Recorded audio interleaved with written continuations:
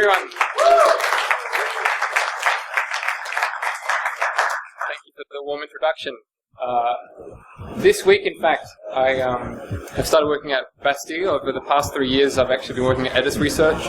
So I'm quite passionate about software-defined radio, and today I'd like to show you some of the experiments that I've conducted over the past year.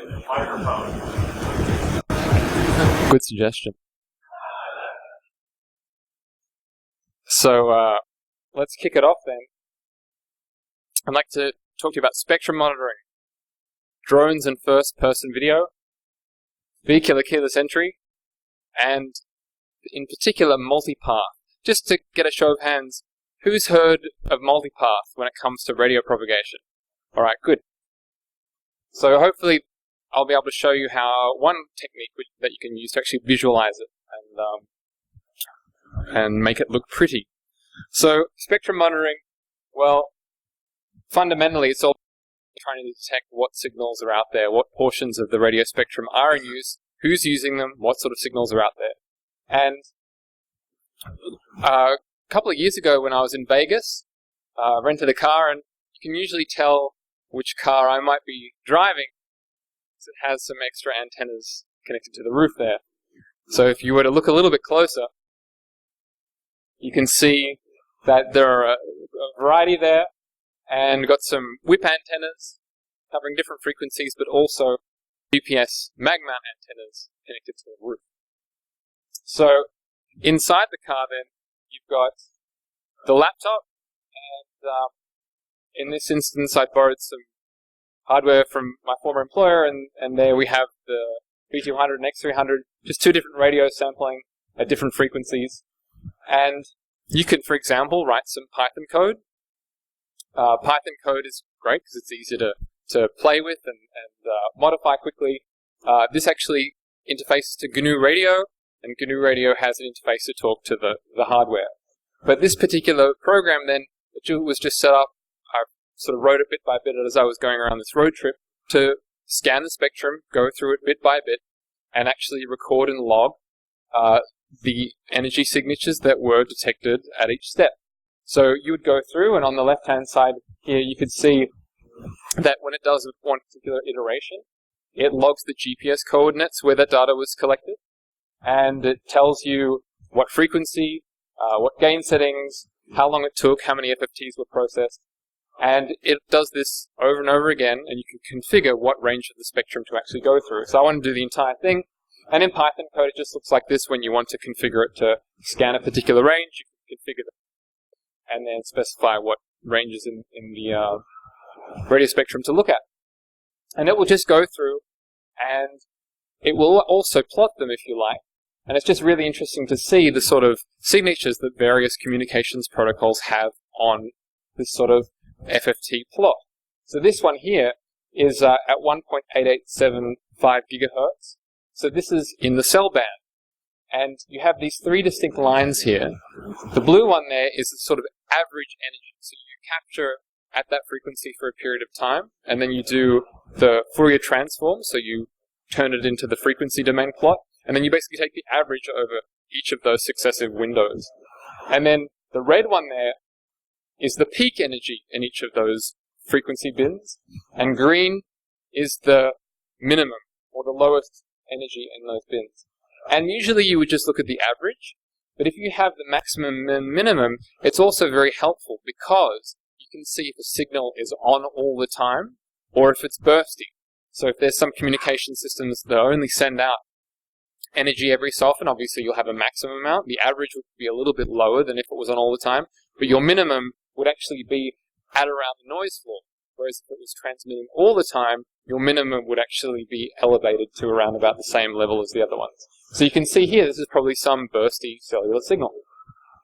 And the plot there that's obscured on the right-hand side is the time domain plot. So that's just the magnitude of the signal, but all that interesting in this particular context. And then as you iterate through, you see that it will animate the display, and that looks like this as it goes through the frequency steps. And these ones are all captured from the cell band. And because it's also storing the GPS coordinates, you can take those and then plot on the map at each point where you captured some of your spectrum.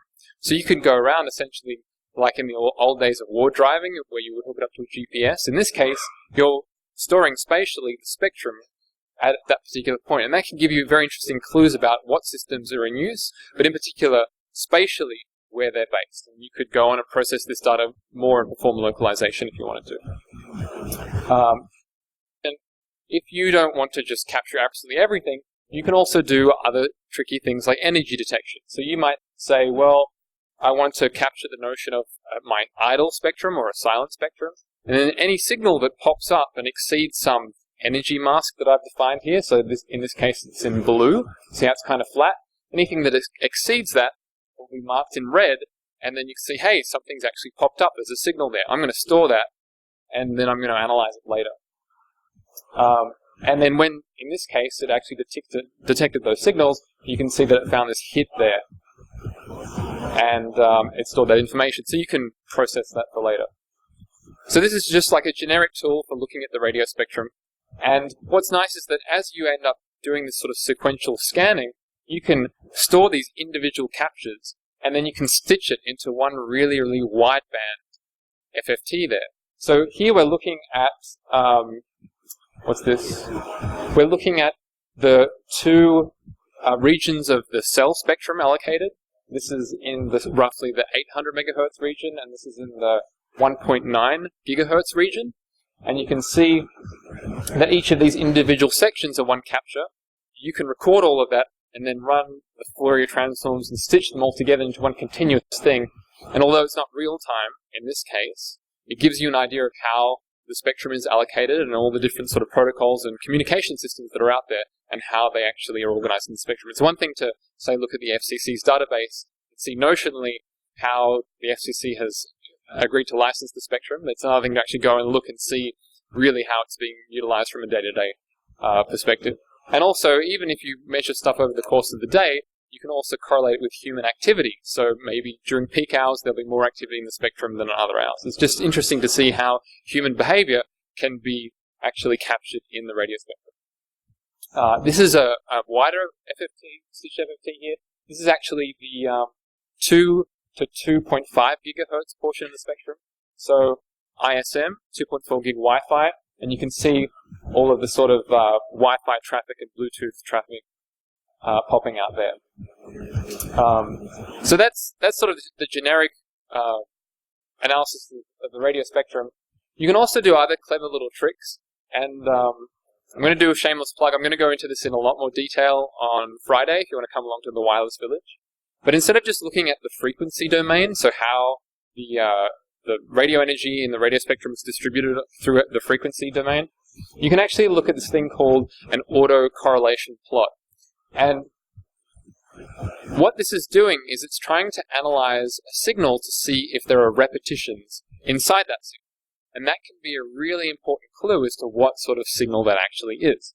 So here I've done this up of all of some of the major popular cellular standards that are out there. So you've got GSM for the first two and LTE for the second two. And this for 3G CDMA.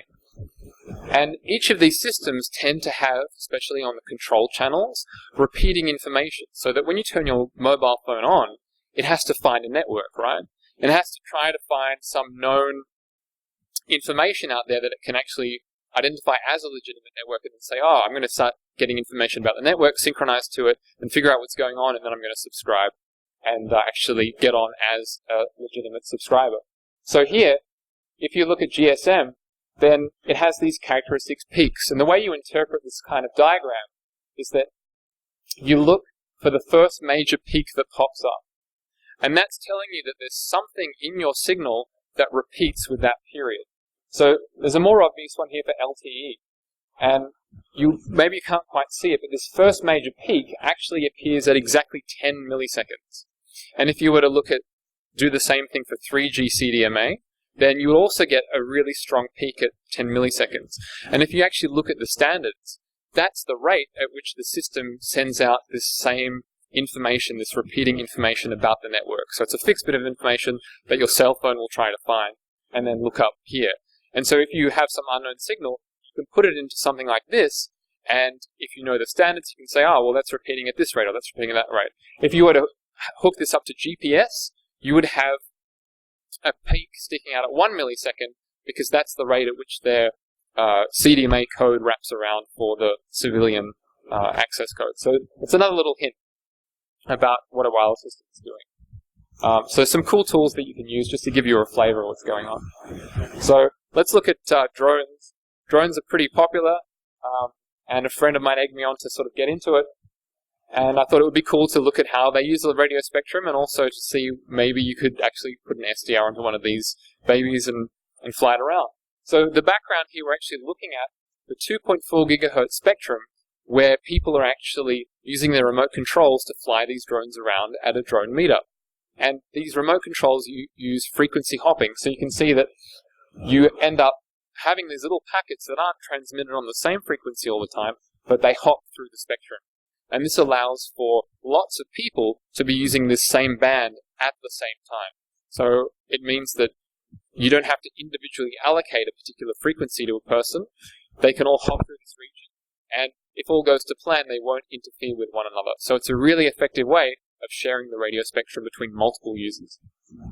So I went out there and used a B210 there to capture that radio spectrum. Apart from the uplinks from the remote control, it was also interesting because with first-person video, they mount cameras onto the drones, and they send that video back down over the air on the 5 gigahertz band. And they actually transmit, remember NTSC, the old analog video standard that has been shut down in favor of digital broadcasting? They transmit that as NTSC over FM. So it's very, very wide band, and then you do need to allocate these individual channels lest the competitors trample on one another. So I thought that was interesting. And Make magazine did this little piece when they actually do the drone competitions, so you can see they really take off and are very nimble. And there are these amazing pilots here that have the first-person vision goggles on that see from the point of view. So it's pretty intense. And so I thought it would be interesting to see whether or not you could do this with SDR and do it digitally. So I, with my former employer, got this drone, and I was really excited. I had never flown one before, and actually I don't have the audio plugged in, but I make some very loud and excited comments when I manage to get it taking off. But they're really cool. If you haven't had the opportunity to fly one, I recommend it. There's a lot of smarts in the autopilot, so if you fly in stabilized flight mode, it uses GPS and accelerometers and so on to give you a very stable flight. It's a lot of fun. But the cool thing is that it also has a downlink, so if you run this software on your laptop, it'll plot where your drone is and tell you stats about it. You can see in the bottom left-hand corner. And Edis Research makes this USRP-E310, which is like a normal SDR like this, but it's in a tiny little case, and it's actually a self-contained software-defined radio and an embedded PC, like a cell phone class dual-core processor in the one package. So that actually runs Linux, GNU Radio. You can run OpenBTS as a base station on there. But in this case, I thought it would be interesting to put first off a Wi-Fi dongle in there and turn it into a flying access point. So I believe there is supposed to be audio. Is this the audio? Yeah. It'll help if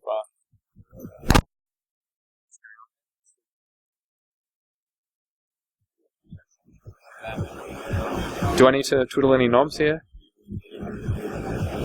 And you can see here on the right-hand side, the spectrum monitoring code is running. So remember that spectrum monitoring code that I was showing you? That's now actually running on that little device, flying in the sky. So I've associated my laptop with that AP in the sky. And computations. It's cool because whenever you want to receive radio signals, ideally you want to try and be as high up as you possibly can. Now, that usually means either erecting some sort of really large antenna mast, going to the top of a tall building, and usually getting roof access can be a bit problematic. You have to be creative. Or you can the drone and fly it much, much higher and do your collection up there and then bring it back. So here, this is running the code and then sending the results down in real time to the ground while you're flying the thing. So here's a screenshot. what's interesting is that this was the measurement of one particular frequency. Remember how I was talking about the average line? And when I flew the drone up in the air, then I got a 20 dB increase in that signal level. And that's purely because you're up high and you probably have line of sight to your transmitters of interest. So the second part of this was that if they're doing FPV and sending video down on really old school wideband NTSC over FM, and they need to allocate these channels, then maybe there's a way of doing it digitally. And there are commercial solutions out there that do, full HD. They're expensive. I just thought it would be nice to look at an SDR solution. So put a webcam on there and plug the webcam in via USB into the E310. And then wrote some GNU Radio software to actually take the frames of video, transmit them over the air, and then receive them on the laptop, and then get a live video feed. So this first iteration was just using GMSK, very simple. And you can see the video frames, they're being broadcast on the radio spectrum. So just very quickly, this is the prototype, very first flow graph. It takes in the raw video frames, which have been processed here, and then this construction here either takes frames if they're available and modulates them, or it just puts a pseudo-noise code onto the stream so that you're always transmitting something. And this means that your receiver can have a signal to lock onto all the time. And then it just sends it out the user. On the receiver side, it's a very simple demodulator. And then it outputs those raw data frames out in this small code that defragments it and displays it on the screen. Got a laptop here and a GNU radio. That's what it looked like there, just a laptop receiving it. And right over there is a 3D Robotics. And the drone there set up to receive. Drone. There we go.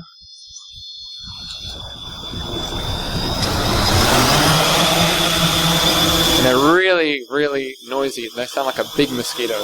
So it would be very, very easy and quick to understand why people would get really annoyed by them, especially when one floats into your backyard. And it's kind of scary because this is the video link there. You can see it transmitting the video. In this case, the first iteration was sort of lower frame rate. But when I gave it some significant altitude, you could essentially see into everyone's backyard. So, again, this brings about notions of privacy. And there we are in the image. And you can get some serious altitude with this. We're going further and further. But be careful where you fly and when you fly in relation to airports and other restrictions. And you can see the altitude there that it's coming out, and you can see that. So that's the radio spectrum coming down there in the GNU radio receiver, and you can see in the little image there, quite high, and that's us there. And then, once you're up high, you can see people's backyard. And that was at 25 meters up in the air, as reported by the app. So some cool things you can do with drones. I had a GoPro strapped to it.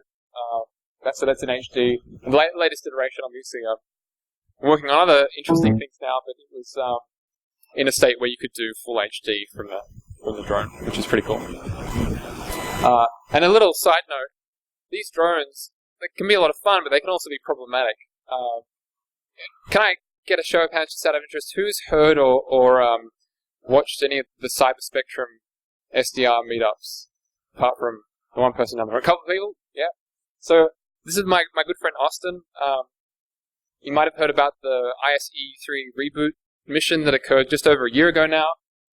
Austin and I worked on that. He was the lead engineer for that. And he came along, and we were leaving the workplace and looked outside, and there was this beeping, flashing thing flying straight up in the sky at high altitude. It started beeping at increasing frequency, and we just watched it travel, and then suddenly all the lights went out and just fell to the ground. So this drone had an old version of the firmware that had a flyaway problem, and it probably had flown for miles and miles and miles out of the control of the original users, ran out of battery, and fallen to the ground. Now, drones are supposed to have a fail-safe feature that enabled them to land safely when they reach a low battery condition. We got in the car, raced around trying to find the thing, found it, hooked it up to the laptop, downloaded their software, checked the settings, and they had set the low voltage battery fail-safe feature to 0.1 volts. That's not exactly gonna work.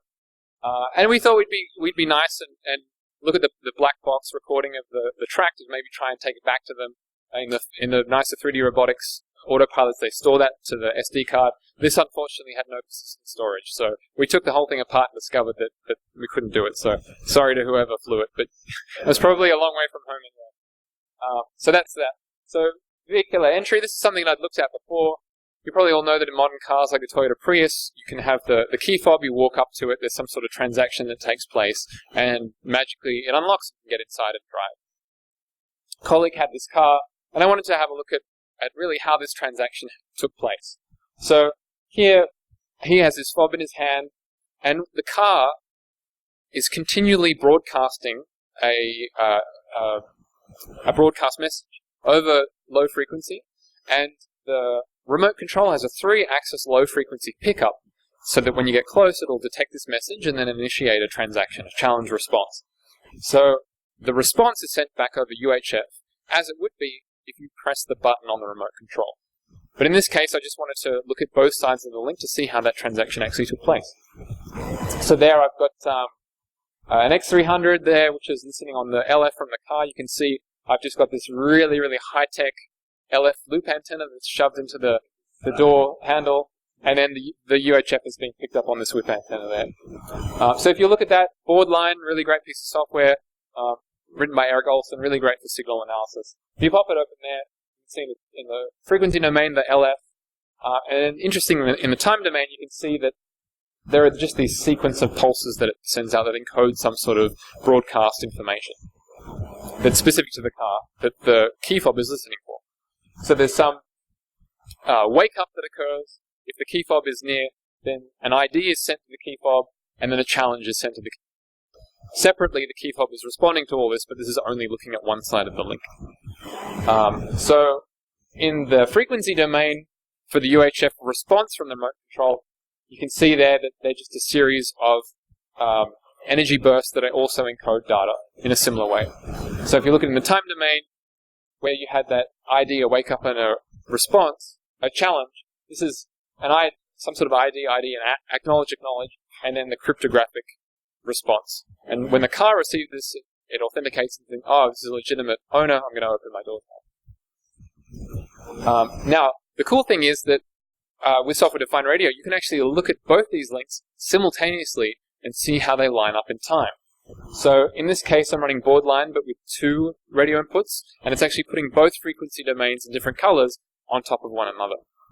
So if you look at that in time, you can see that the blue there is the LF challenge from the car. It's very periodic.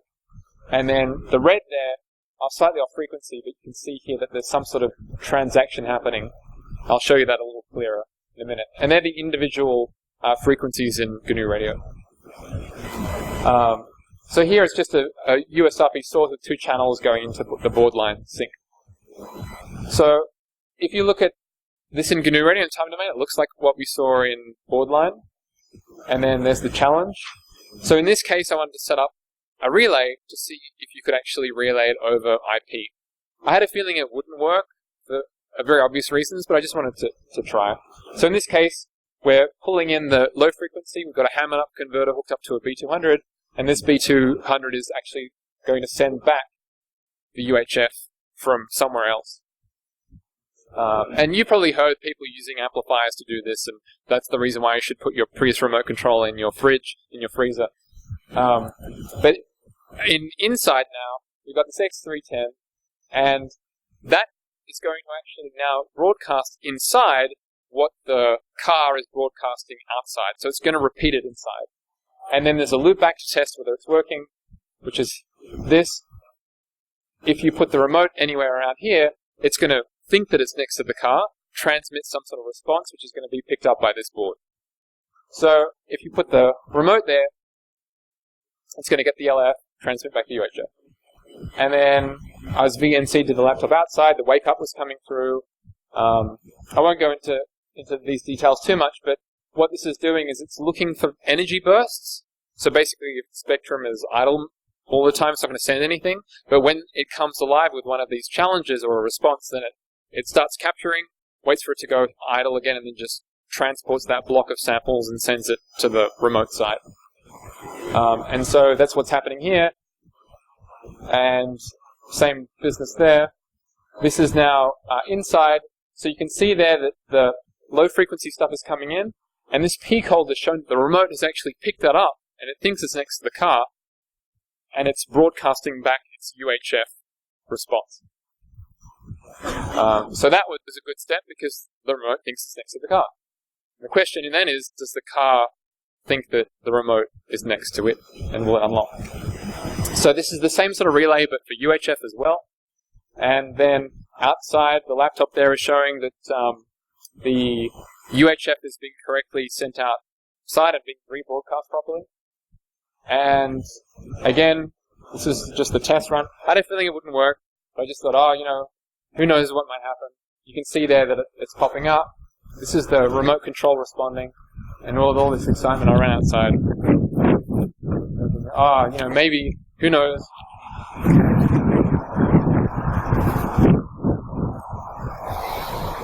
And of course it didn't work. Which is good, right? Because it means that they did the security properly.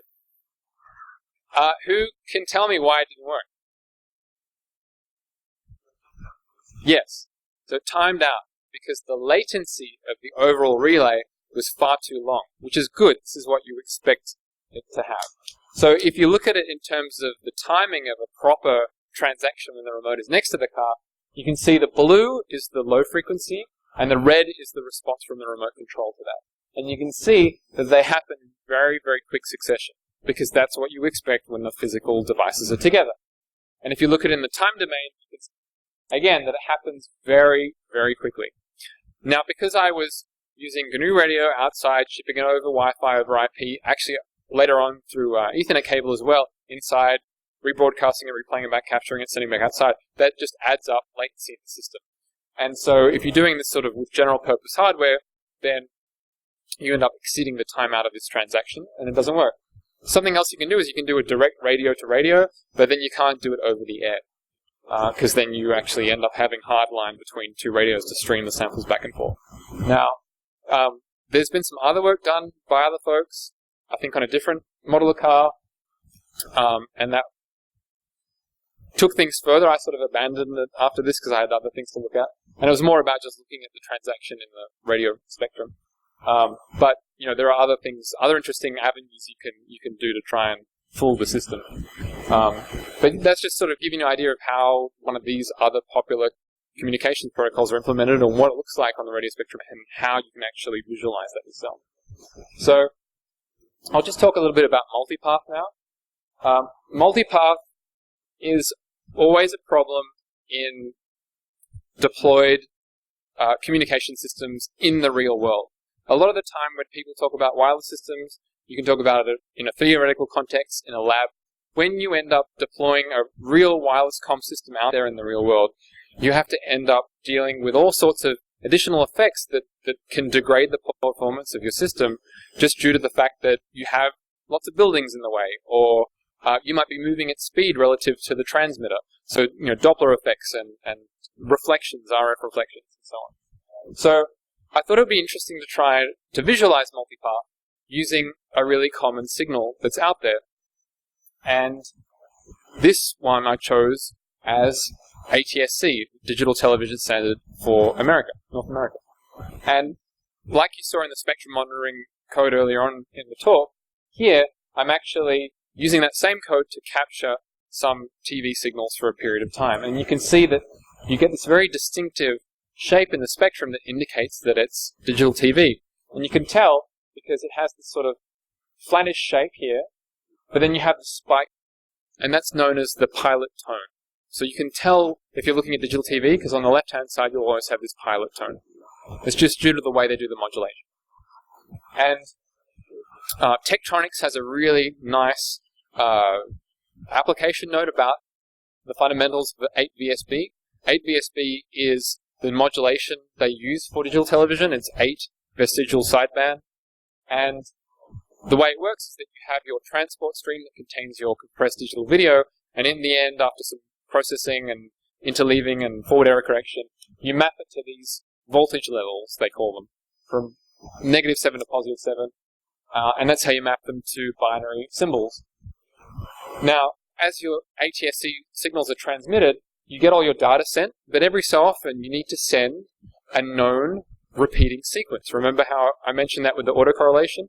For digital television, you have to have this known sequence because your TV sets have to know how to recognize a digital TV signal. It has to have a known sequence that is defined in the standard. So if it says, oh, this is going to be this long sequence, I can lock onto it. This is going to be the beginning of the stream from this point, and I'm just going to keep receiving from there.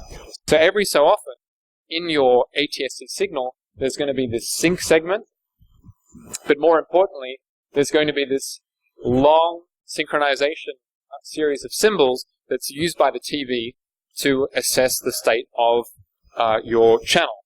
So there is an equalizer in there, and that will be used to mitigate against multipath effects, because multipath basically means, as you'll see in a minute, you get lots of different versions of the signal arriving at different points in time, and that will actually degrade your signal because you're receiving the same thing, and they're all going to destructively interfere with one another. What an equalizer does is it undoes that effect, so it does its best to sort of cancel out these other signals that come in, and you just get the one stronger signal going to your television, and then it decodes. But it has to have some fixed training sequence to compare against, and that's what's in this 511 symbol long equalizer sequence. And this is known as the PN511 code. This is defined in the standard. You can open up the PDF and it will have it there. And when you take that and I have a little GNU airflow graph, it takes this long sequence and it turns it into the baseband signal.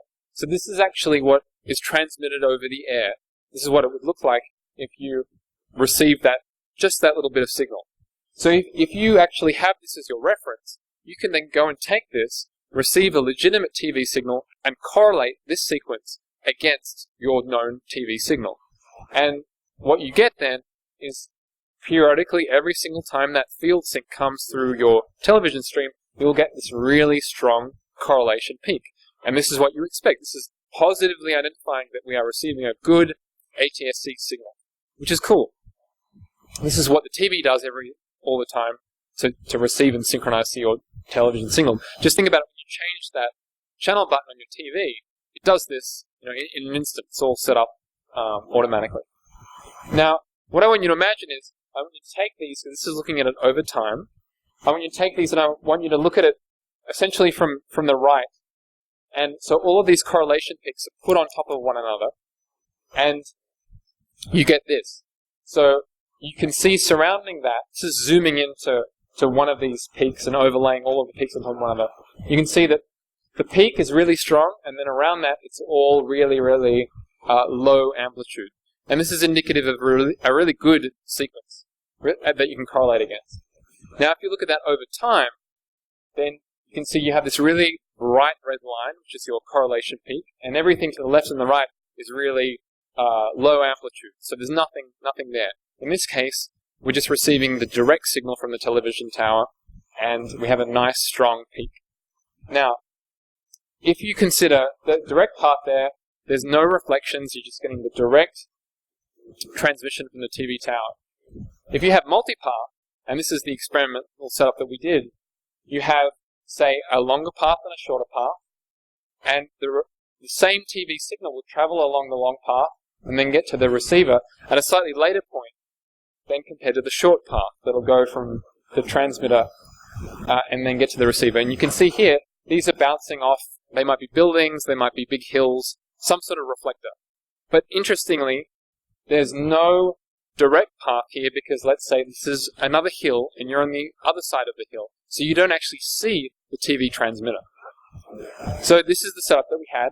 The TV transmitter is all the way up there on Sutro Tower in San Francisco.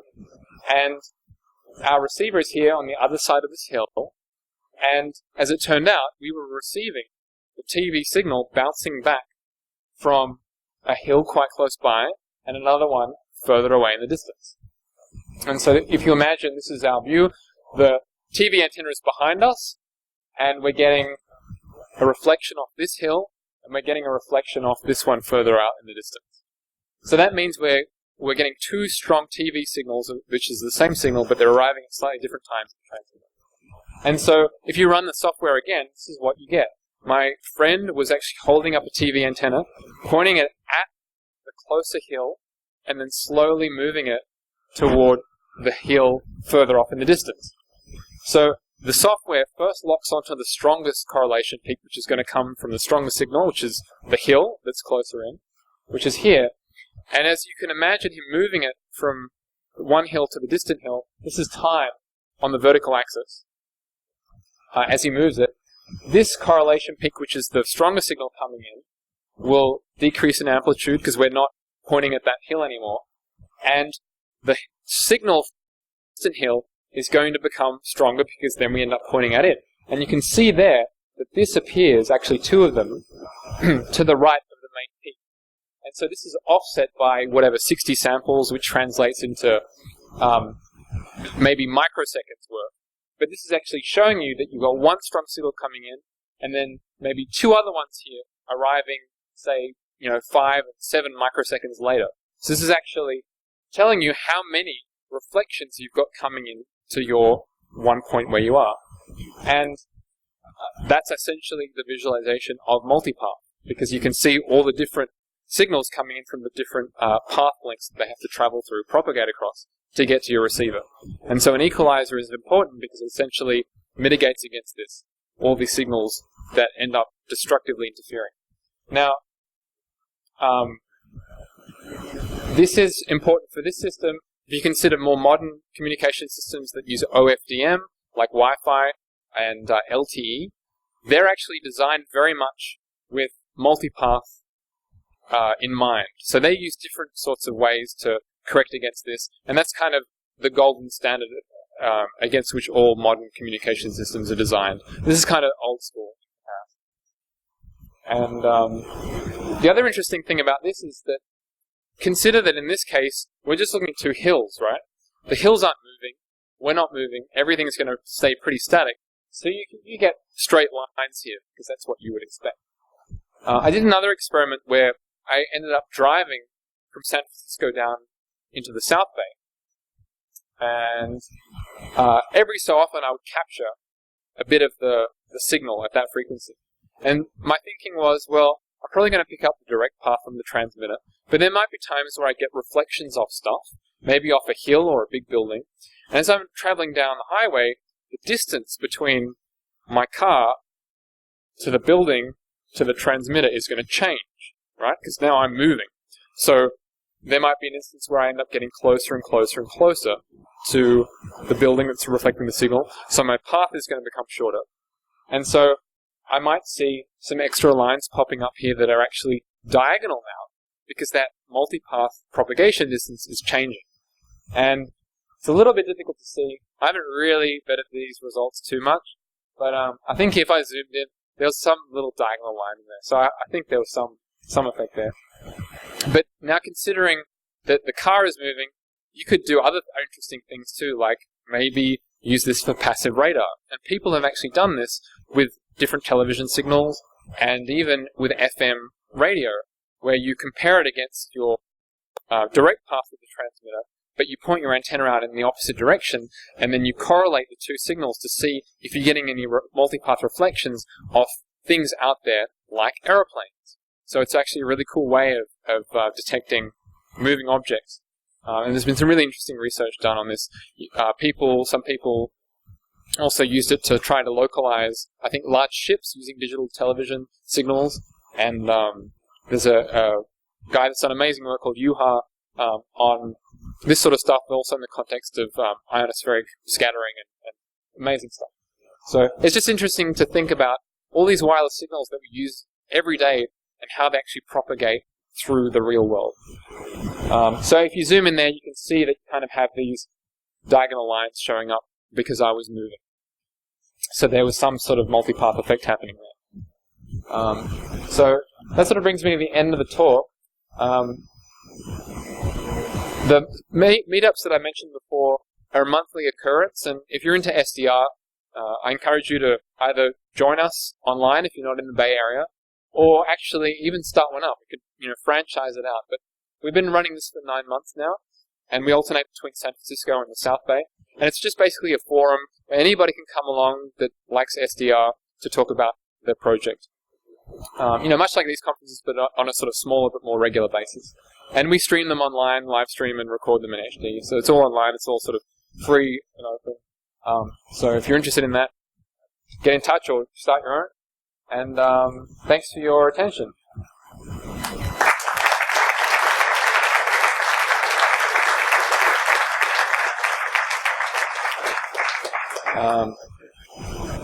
So, any questions? No? If you want to come along on Friday to the Wilds Village, I'll go through how to do some blind signal analysis and try reverse engineering signals. On Friday, it's in the early afternoon.